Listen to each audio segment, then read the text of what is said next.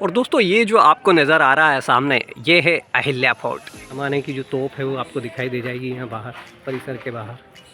और दोस्तों राजबाड़ा से बाहर आ चुका हूँ और अब आपको लेकर चलूँगा राजेश्वर मंदिर की ओर। बीच में यदि कोई और स्पॉट आता है तो वो भी दिखाता हूँ आपको। दोस्तों बाजार चौक पर खड़ा हूँ और सामने नर्मदा घाट का रास्ता बता रहा है। वहीं से अपना व्लॉग शुरू करूँगा, लेकिन क्योंकि बीच बाज़ार में था और उस वजह से मैंने सोचा कि एक व्यू ले लिया जाए।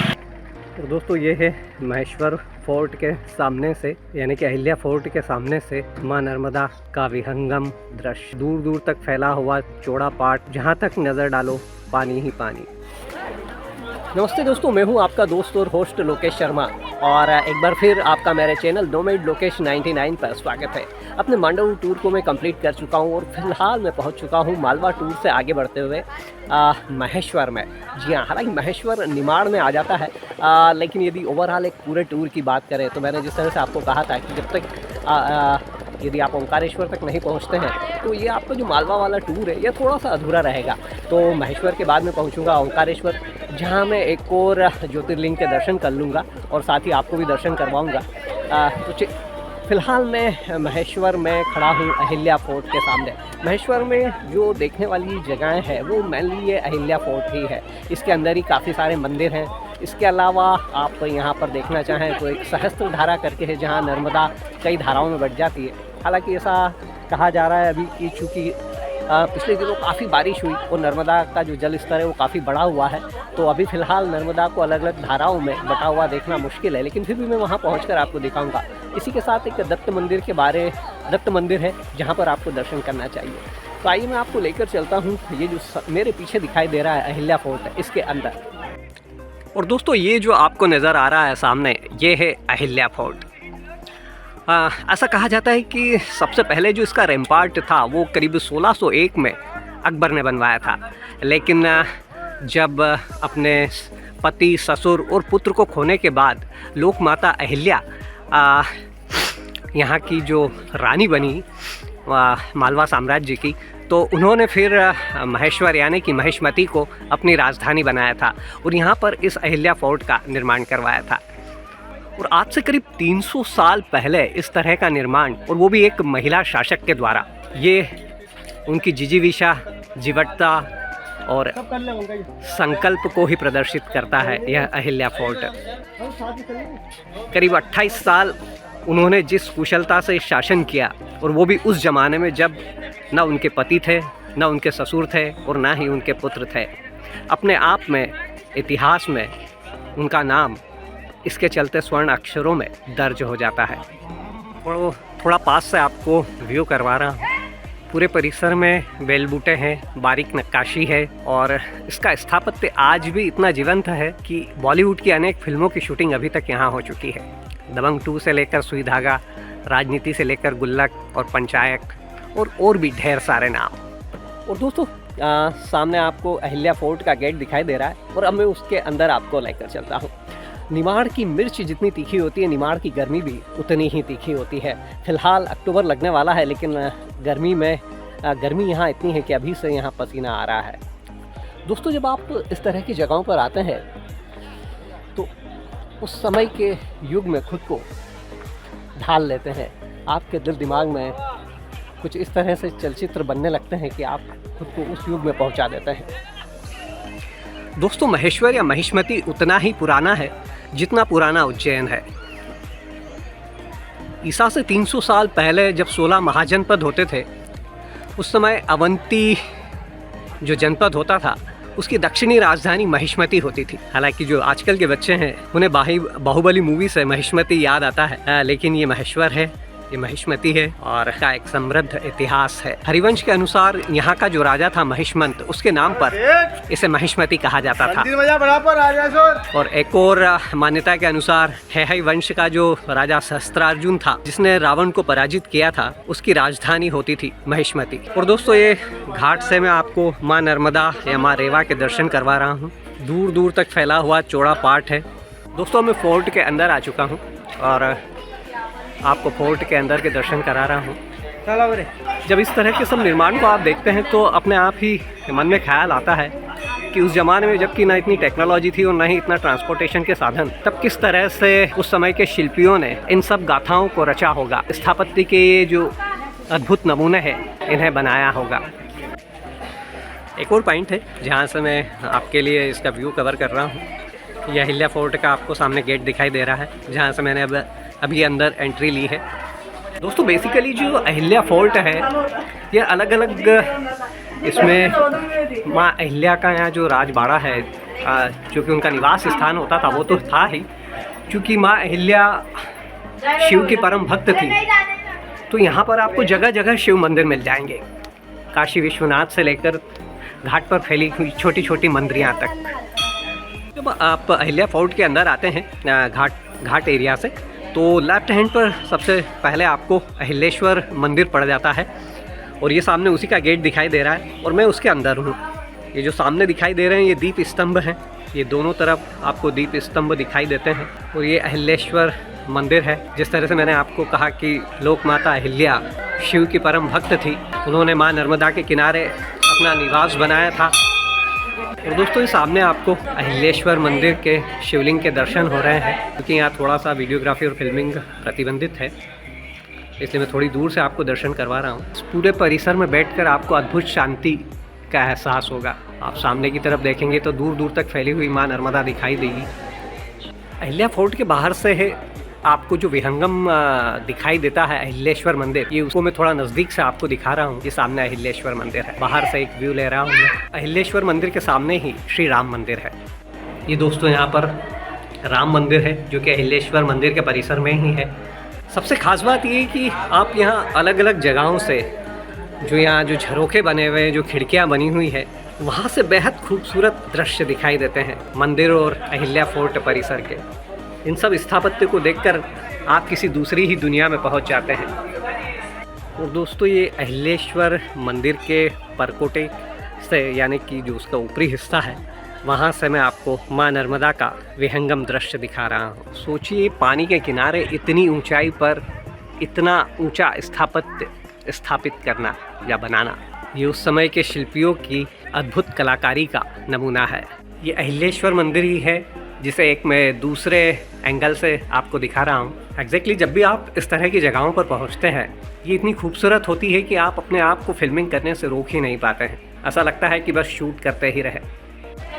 दोस्तों अहिलेश्वर मंदिर के सामने ही एक और मंदिर है और अब आपको मैं लेकर चलता हूँ ऊपर की ओर। ये जो सीढ़ियाँ जा रही है, अहिलेश्वर मंदिर से सटे सटे ऊपर सीढ़ियों पर चढ़ते हैं तो आपको एक बार फिर से एक खूबसूरत व्यू दिखाई देता है।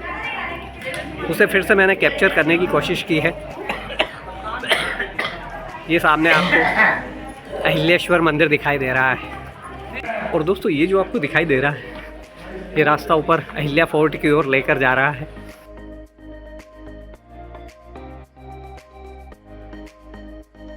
और दोस्तों अब मैं जो अहिल्यावाड़ा है या राजवाड़ा, जहाँ की रहने का स्थान होता था, वहाँ आ चुका हूँ उसके गेट पर और अब अंदर चलता हूँ। हालांकि अंदर फिल्मिंग शायद प्रोहिबिटेड है, पर चलकर देखता हूँ कि जो कुछ होगा वो आपको बताऊँगा खुद देखकर। सामने आपको जो दिखाई दे रही है वो माँ अहिल्या की पालकी दिखाई दे रही है, उसमें उनका फ़ोटो विराजित है अभी फ़िलहाल। ये उनका निवास स्थान होता था, राजवाड़ा कहलाता है। यहाँ पर बोर्ड लगा है कि देवी अहिल्याबाई द्वारा राजधानी बनाना सन 1766 दिखाई दे रहा है। महेश्वर पैलेस ज़माने की जो तोप है वो आपको दिखाई दे जाएगी यहाँ बाहर, परिसर के बाहर। बता रहा है कि यहाँ पर अंदर स्वर्ण झूला है। मुझे पता नहीं कि भी फिल्मिंग करने देंगे या नहीं, लेकिन मैं बाहर से तो आपको बता ही दूँ। और दोस्तों ये the Ahilya fort A heritage hotel दिखा रहा है बोर्ड। वास्तव में जो होलकर वंश के अंतिम शासक हुए, उनके जो पुत्र हुए रिचर्ड होलकर, उन्होंने सन 2000 में इस जो अहिल्यावाड़ा या राजवाड़ा था, इसे हेरिटेज होटल में परिवर्तित कर दिया है। तो सामने ये जो बोर्ड है ये माँ अहिल्याबाई का जो विज़न है उसे शो करता है। ईश्वर ने मुझ पर जो उत्तरदायित्व रखा है उसे मुझे निभाना है। मेरा काम प्रजा को सुखी रखना है। मैं अपने प्रत्येक काम के लिए जिम्मेदार हूँ। सामर्थ्य व सत्ता के बल पर मैं यहाँ जो कुछ भी कर रही हूँ उसका ईश्वर के यहाँ मुझे जवाब देना होगा। मेरा यह सब कुछ नहीं है, जिसका है उसी के पास भेजती हूँ। जो कुछ लेती हूँ वह मेरे ऊपर ऋण या कर्ज है, न जाने उसे कैसे चुका पाऊँगी। तो दोस्तों आज से करीब 300 साल पहले एक विधवा रानी जो अपने पति को खो देती है, जो अपने ससुर को खो देती है, जो अपने पुत्र को खो देती है और उसके बाद करीब 28 साल तक सफलतापूर्वक शासन करती है। ये जो सारी चीज़ें हैं, ये जो स्थापत्य, और केवल इंदौर और महेश्वर ही नहीं, उनके राज्य के बाहर भी उन्होंने जितने मंदिर, घाट, किले, धर्मशाला और जो अन्य क्षेत्र खुलवाए और बनवाए, वो अपने आप में एक अद्भुत मिसाल है। यहाँ पर वंशावली भी लिखी हुई है। मल्हारराव होलकर फर्स्ट होते हैं, उनकी पुत्रवधू होती है माँ अहिल्याबाई। उनके पुत्र होते हैं मालेराव होलकर, जो कि सिर्फ 9 महीने और 18 दिन शासन करते हैं। और उसके बाद अहिल्याबाई होलकर 1767 से 1795 तक शासन करती है। एक साधारण से किसान के घर में जन्मी, लेकिन आप उनकी राजनीतिक कुशलता देखिए, उनकी आप प्रशासनिक कुशलता देखिए। 28 सालों तक वो सफलतापूर्वक शासन करती है, और शासन ही नहीं करती है, इस तरह से शासन करती है कि लोक माता कहलाती है।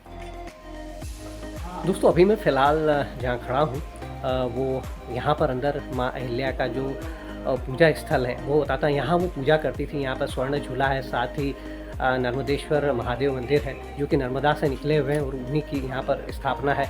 इसके साथ में चांदी के लड्डू गोपाल हैं। इसके अलावा यहाँ पर एक सिद्धवट है जो आपको यहाँ पर अंदर दिखाई देगा, क्योंकि अंदर यहाँ पर फिल्मिंग प्रतिबंधित है, इस वजह से मैं आपको अंदर से नहीं दिखा पा रहा हूँ। लेकिन आप यहाँ तक आते हैं तो फिर इसके दर्शन करे बगैर मत जाइएगा। दोस्तों मैं अब यहीं पर आपको कोटी लिंगार्जुन परिसर में ले आया हूँ।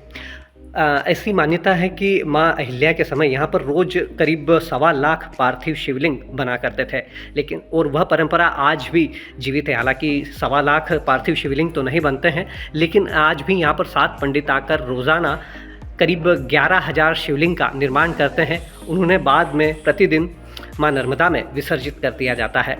और यह जो शिवलिंग है यह इसलिए बनाए जाते थे कि इसके पीछे जो भावना या उद्देश्य होती थी वह लोक कल्याण होता था। और दोस्तों मुझे अहिल्या फोर्ट परिसर में ही राजेश जी मिल गए थे। इन्होंने मुझे काफ़ी महत्वपूर्ण जानकारियाँ दी यहाँ से संबंधित, जो पार्थिव शिवलिंग के बारे में, और साथ ही जो अंदर जो नर्मदेश्वर महादेव है जिनकी माँ अहिल्या पूजा करती थी, उसके बारे में काफ़ी सारी जानकारी इनसे मिली है। तो जब भी आप कहीं ब्लॉगिंग पे निकलते हैं तो कहीं ना कहीं लोगों से मिलना होता है और उनसे कहीं ना कहीं एक बॉन्डिंग बन जाती है। अगली बार अगली ट्रिप में फिर से राजेश जी से मुलाकात होगी। तब तक के लिए गुड बाय। राजराजेश्वर मेन मंदिर है यहाँ पर जी, 11 दीपक जलते हैं। और दोस्तों इसके बाद मैं आपको राजराजेश्वर मंदिर भी लेकर जाऊँगा, जहाँ अखंड 11 दीपक जलते हैं। रावण को कैद करा 6 माह के लिए, और ऐसी मान्यता है कि रावण को यहाँ पर 6 माह के लिए कैद किया गया था।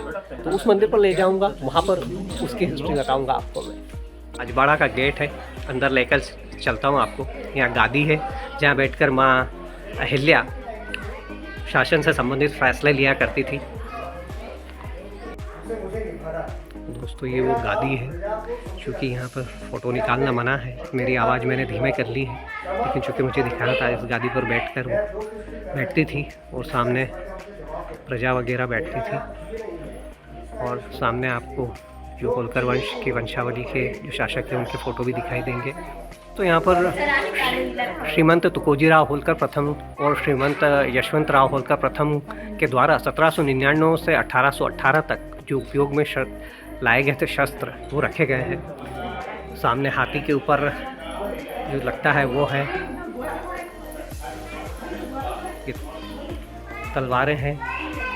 ये जो इसके पास वाली हैं ये ब्रिटिश के समय की हैं, और ये महारानी चंद्रावती की पालकी है। और साथ ही ये उस समय प्रयुक्त होने वाले तोप के गोले। और दोस्तों राजबाड़ा से बाहर आ चुका हूँ और अब आपको लेकर चलूँगा राजराजेश्वर मंदिर की ओर। बीच में यदि कोई और स्पॉट आता है तो वो भी दिखाता हूँ आपको। और दोस्तों यहाँ परिसर में ही माँ अहिल्या की एक बड़ी सी प्रतिमा लगी है, जहाँ पर उनका जन्म, उनका निधन और उनके शासन की अवधि को बताया गया है। 1725 में उनका जन्म हुआ, 1795 में उनका निधन हुआ, और करीब 28 साल उन्होंने शासन किया। दोस्तों यहाँ पर भी मंदिर परिसर में पूजन से संबंधित चीज़ें आपको मिल जाती हैं, छोटी छोटी दुकानें लगी हुई हैं। तो अब मैं आपको लेकर जा रहा हूँ प्राचीन राज राजेश्वर मंदिर की ओर। ऐसा माना जाता है कि भगवान श्री राम के समय का मंदिर है। उस समय जो राजा हुए सहस्त्रार्जुन, उन्होंने रावण को 6 महीने तक कैद करके रखा था, ऐसी मान्यता है, कहानी है। और राज राजेश्वर मंदिर के परिसर में आ चुका हूँ। अब आपको अंदर से दर्शन भी करवाता हूँ।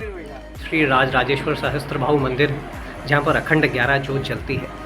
और ऐसी मान्यता है कि जो श्री राज राजेश्वर है वो सामने उपस्थित शिवलिंग में विलीन है।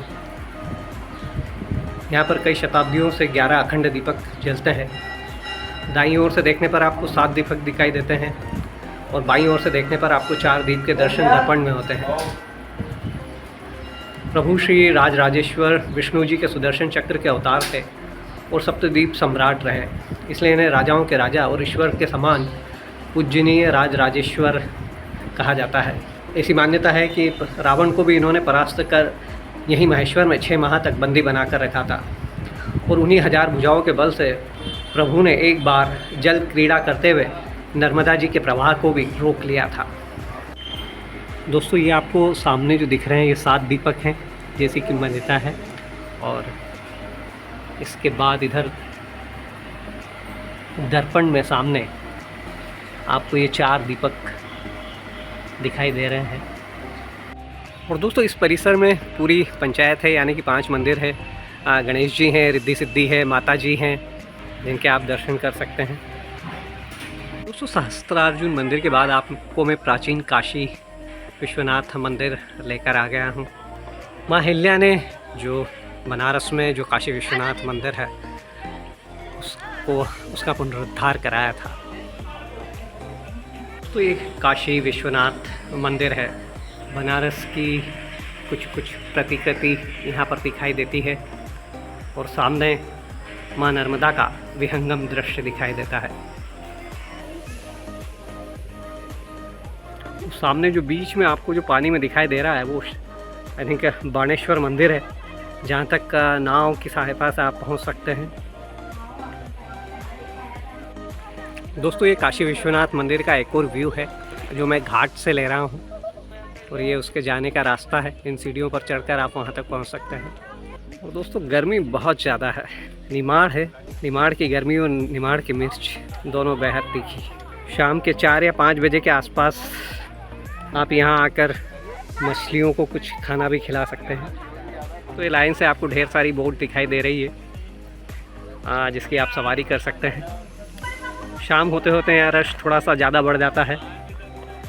यहाँ साइकिल और बच्चों की जो कार और जीप होती है उसकी भी सवारी करते हैं पर्यटक। दोस्तों, अहिल्या फोर्ट परिसर के अंदर ही है। यहाँ जो झरोके हैं, यहाँ जो खिड़कियाँ हैं, इनमें बैठकर आप फिल्मिंग कर सकते हैं, वीडियोग्राफी कर सकते हैं। हालांकि वीडियो कैमरा से जो शूटिंग वगैरह है उसके लिए यहाँ पर चार्जेस है। दोस्तों, मुझे अभी यहाँ पर खरगोन और दिल्ली से आई हुई फैमिली मिल गई है और साथ में भाई साहब हैं मेरे। मैं सुशील पवार, CMI विद्यालय प्रिंसिपल खरगोन टेमला। ओके, ये पवार साहब है जो स्कूल कॉलेज में प्रिंसिपल है। CMI विद्यालय प्रिंसिपल है, इनसे मुलाकात हो गई है। यहाँ पर पहले भी एक मंदिर परिसर में मिले, वहाँ ज़्यादा बात नहीं हुई, लेकिन अभी जब मैं यहाँ से जाने की तैयारी कर रहा था तो इनसे मुलाकात हो गई, परिचय हुआ है। तो ये ब्लॉगिंग का पावर है, जहाँ भी आप जाते हैं कहीं ना कहीं रिलेशन बनते ही हैं। देखते हैं अगली मुलाकात कहाँ होती है। और दोस्तों, अहिल्या फोर्ट के अंदर ही रेवा सोसाइटी है, जिसकी स्थापना 1978 में की गई थी। यहाँ पर जो क्लासिक माहेश्वरी हैंडलूम है वो बनता है। और इसकी असल कहानी तो ये है कि माँ अहिल्याबाई ने सूरत से कुछ बुनकरों को लाकर यहाँ पर उस समय हथकरघा की स्थापना करवाई थी, लोगों को रोजगार प्रदान किया था। आज से 300 साल पहले इस तरह का विज़न वास्तव में एक बेहद बड़ी बात होती है। दोस्तों, इस तरह से यहाँ जो फेमस माहेश्वरी साड़ियाँ हैं वो बनती है और इसकी जो प्रोसेस है मैं आपको एक जगह और लेकर चलूँगा, वहाँ बताऊँगा। यदि यहाँ मुझे जानकारी मिलती तो बताता हूँ, अदरवाइज़ मुझे नवजोत जी मिले हैं जो इस तरह का काम करते हैं। महेश्वर में ऐसा बताते हैं कि आधे से ज़्यादा घरों में माहेश्वरी साड़ियाँ बनती है और ये एक रोज़गार का बड़ा साधन है। और आज से 300 साल पहले माँ अहिल्याबाई ने इसकी शुरुआत की थी। उस वजह से ही मैं लोक माता कहते हैं, क्योंकि सारे जो जन कल्याण के कार्य थे उन्होंने 28 साल तक बेहद प्रमुखता से किए। सामने आपको जो साइकिलें दिखाई दे रही है, जो कि रंग बिरंगे फूलों से सजी हुई है, यहाँ पर आप इनकी सवारी कर सकते हैं। 50 रुपया पर राइड होती है और साथ ही बच्चों के लिए भी छोटी छोटी गाड़ियाँ हैं। शाम के समय ये वाला नज़ारा थोड़ा सा देखने लायक होता है, लाइटें जल जाती हैं। हालांकि जो एक कमी मुझे दिखाई दी है वो ये है कि फोर्ट के ऊपर से तो लाइट है जिससे घाट पर रोशनी रहती है, लेकिन यदि स्पॉट लाइट सीधा फोर्ट के ऊपर डाली जाए नीचे से तो उसका लुक एक अलग ही होगा। यह कमी थोड़ी सी रात में दिखाई देती है। दोस्तों दिन का 1 बज रहा है और फ़िलहाल अब मेरा अहिल्या फोर्ट से विदा लेने का समय आ चुका है, क्योंकि लगभग जो पूरा फोर्ट है मैं विज़िट कर चुका हूँ। हमें विज़िट करने में सिर्फ 2 घंटे लगे, लेकिन इस पूरे अहिल्या फोर्ट को बनाने में, या यूँ कहें कि पूरे भारत भर में जो स्थापत्य के जो प्रमुख धरोहर जो माँ अहिल्या ने निर्मित की, वो करीब 28 साल का उनका शासनकाल था। सोचकर देखिए कि आज से 300 साल पहले एक महिला जो कि विधवा हो जाती है, उनके पति नहीं रहते हैं, साथ ही जल्दी उनके ससुर वो भी शांत हो जाते हैं, और साथ ही उसके बाद में उनका बेटा भी जल्दी शांत हो जाता है। उतने विपरीत समय में जबकि एक विधवा का सामान्य जीवन जीना ही मुश्किल होता है, उन्होंने इस पूरे राजतंत्र को बेहद कुशलता से संभाला। 28 साल तक उन्होंने लोक कल्याण के इतने सारे काम किए। उन्होंने मंदिर बनवाए, उन्होंने घाट बनवाए, उन्होंने बावड़ी, कुएं और धर्मशालाएं बनवाई, और साथ ही लोक कल्याण के जितने भी कार्य हो सकते थे उन्होंने किए। और साथ ही चूँकि जो उनकी दृष्टि थी वो बेहद व्यापक थी, उनका विज़न भी मैंने आपको बताया है। और साथ ही उन्होंने जिस तरह से सूरत से बुनकरों को लाकर यहाँ पर बसाया, तो वो जो सोर्स था इनकम का वो आज तक यहाँ पर जिंदा है। आज भी जो महेश्वर है वो यहाँ के आधे घरों में उस हैंडलूम का निर्माण होता है। और अभी जब मेरी बात हुई थी, मैं बताऊंगा, तो करीब 10 से 12 हज़ार साड़ियाँ यहाँ पर रोज़ बन जाती है। तो एक बड़ा रोज़गार का सोर्स भी उन्होंने आज से 300 साल पहले इस शहर को दे दिया था। तो यह थी लोक माता माँ अहिल्या के अहिल्या फोर्ट की गौरवमयी गाथा। यदि आपको मेरा ये ब्लॉग पसंद आया तो प्लीज़ इसे लाइक और शेयर करना मत भूलिएगा। और यदि अभी तक आप मेरे चैनल नोमैड लोकेश 99 पर नए हैं और आपने अभी तक इसे सब्सक्राइब नहीं किया है तो प्लीज़ इसे सब्सक्राइब कर लीजिएगा, क्योंकि अगले कुछ साल बेहद मज़ेदार गुजरने वाले हैं। क्योंकि अपने ब्लॉगिंग के टूर पर मैं जहाँ जहाँ जाऊँगा वहाँ ब्लॉग के लिए फिल्मिंग और वीडियोग्राफी करूंगा, और यदि इसमें आपका साथ मिलता है तो यह सफ़र बेहद मज़ेदार रहेगा। चलता हूँ, जल्दी आपसे मिलता हूँ फिर किसी नए ब्लॉग पर। तब तक के लिए अपना खास ख्याल रखिएगा। Good bye, good night, Shaba खैर।